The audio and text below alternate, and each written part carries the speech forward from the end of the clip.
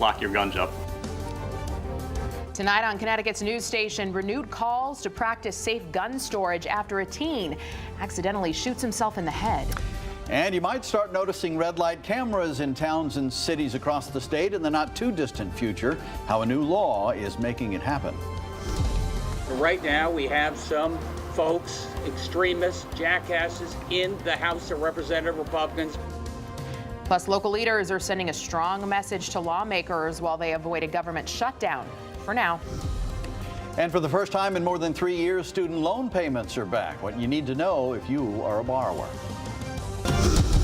Now at 6, this is Fox 61, Connecticut's news station.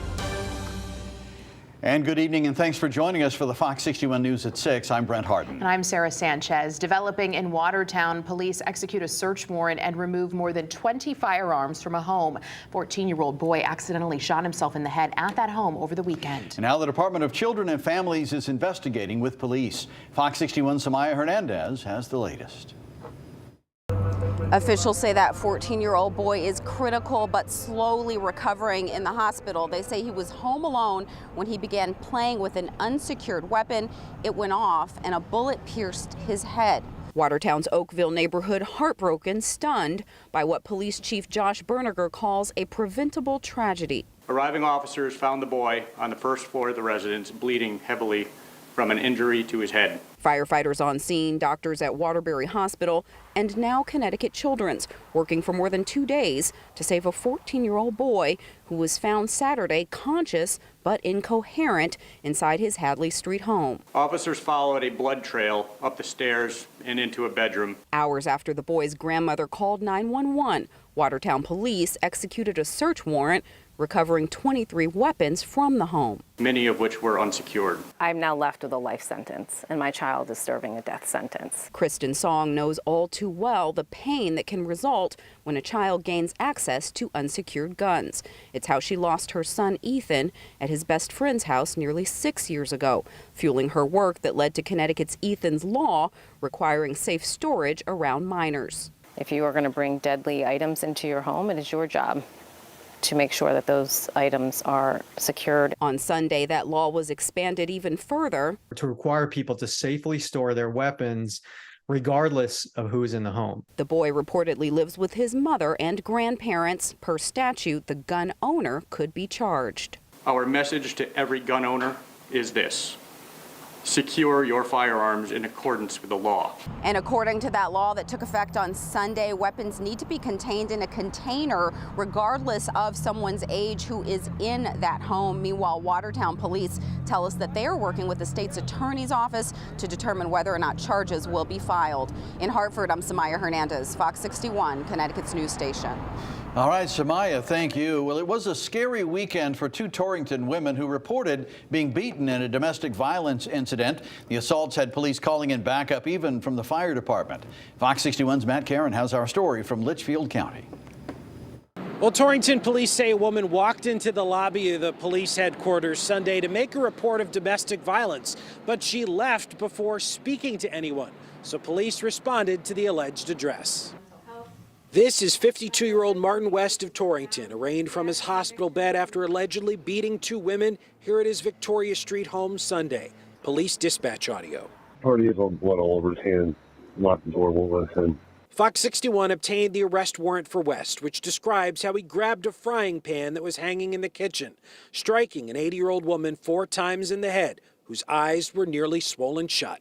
Elderly female walked out, and she had serious physical injuries to her face.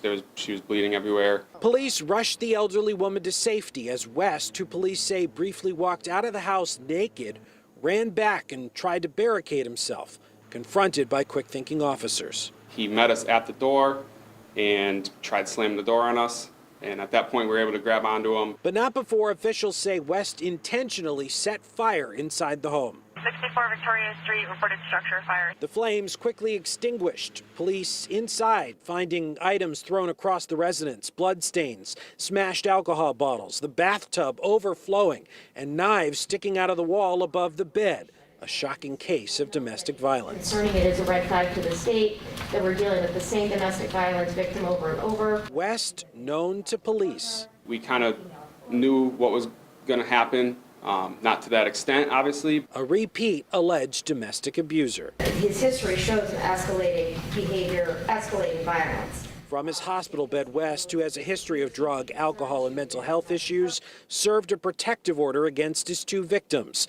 But his only concern seemed to be getting his art supplies out of his studio. I have my studio in the house, and it's going to take a minute to get my stuff out of my studio. The elderly woman suffered life-threatening injuries, but is now in stable condition. Bond for West was set at $500,000. October is Domestic Violence Awareness Month, and police are reminding victims to not be fearful about reporting incidents. Reporting in Torrington, Matt Caron, Fox 61, Connecticut's news station. Thank you, Matt. A school in Cheshire was placed in secure mode today after receiving a threat. School officials say Doolittle School got the threat in an email. Police say they traced that threat to Middletown, New York. The threat was sent to multiple places, and people say there's no evidence Cheshire was targeted for any specific reason. The school superintendent says they're maintaining heightened security as the investigation continues. All right, turning to the weather now. A beautiful fall day for the first week, for a full week of October. Sky 61, even catching some of the leaves changing in Morris this morning, starting to look nice. That's really pretty. So what can we expect for the rest of the week? Chief Meteorologist Rachel Frank joining us now with the answers. Hi, Rachel. Just when you think we're inching closer and closer and really into fall, we go back to late summer warmth. It will be warm the next 2 days with high temperatures that will be up around the 80-degree mark. We'll even take a run at the daily record high temperature for tomorrow. But yes, it was this weekend that I first started to notice, okay, the leaves are starting to change a little bit here in the Hartford area. Not a lot, but just enough for you to notice a bit of a change. 73 right now in Hartford. It is beautiful out there right now. We've got that golden glow here as the sun gets lower in the sky, but there's nothing to show you here on the satellite. There was a few passing clouds today, but that's about it.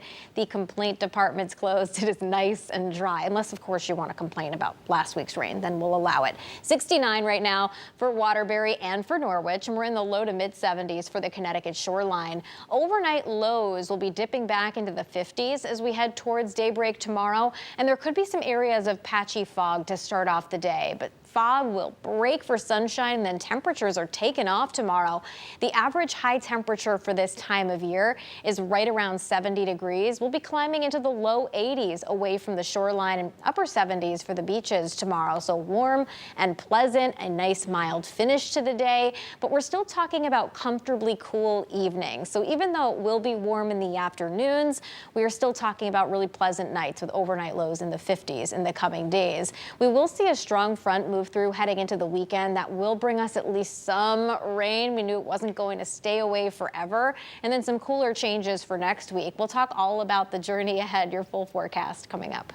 Thank you, Rachel. The Connecticut Judicial Branch office in Rocky Hill was evacuated this morning after a suspicious envelope was found in the building. Officials say the envelope had suspicious markings on the outside as well. An investigation found the envelope was not hazardous, but the building was evacuated out of an abundance of caution.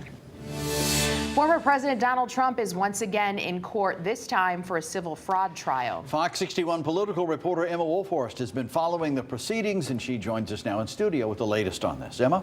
Brent, Sarah, the first day of court wrapped just about an hour ago. This trial would ban Donald Trump from doing business in New York. He and his co-defendants accused of inflating the value of his assets and deceiving banks, but Trump calling the trial a witch hunt.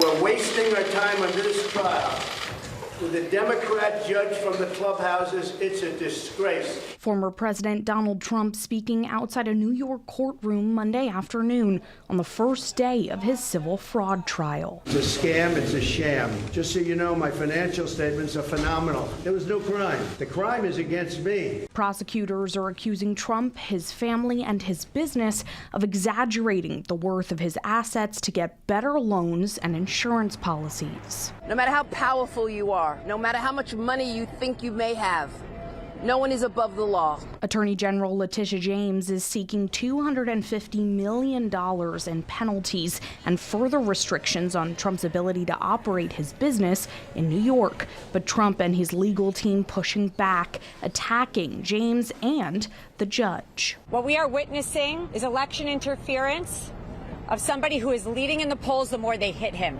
He's a Democrat judge, he's an operative, and it's ridiculous. Last week, the judge in this case ruled Trump and his associates did defraud banks and insurers. He's going to try to bring in everybody who was on the other side of a deal with him and ask them, do you feel you were defrauded? And he has that right. Trump, his oldest sons and daughter are on the potential witness list, but the former president likely won't testify for weeks. We're going to be here for months with a judge that already made up his mind. It's ridiculous. Now, there is no jury in this case, and since it's a civil matter, the judge cannot sentence anyone to prison. This trial is expected to last until late December. Sarah, Brent. All right, Emma, thank you. Well, the government funding fight is over temporarily, but the feud between Republicans is escalating. House Speaker Kevin McCarthy had to turn to Democrats to help pass a short-term spending bill, prompting angry backlash from a small group of conservatives in his caucus. Now at least one, Florida Congressman Matt Gaetz, says he will bring a motion to remove McCarthy in the coming days. Bring it on. Let's get over with. Let's get this over, and let's get focused on what the American people want. Quite frankly, I'm sick and tired. I'm sick and tired of the brinksmanship, and so are the American people. Governor Ned Lamont sending a strong message to lawmakers on Capitol Hill. It takes a carpenter to build a barn, and any jackass can kick one down. Any jackass can kick one down, and right now we have some folks, extremists, jackasses in the House of Representatives, Republicans, who are kicking it down. Other local leaders reacting tonight, saying Democrats and Republicans need to work together to approve a long-term deal.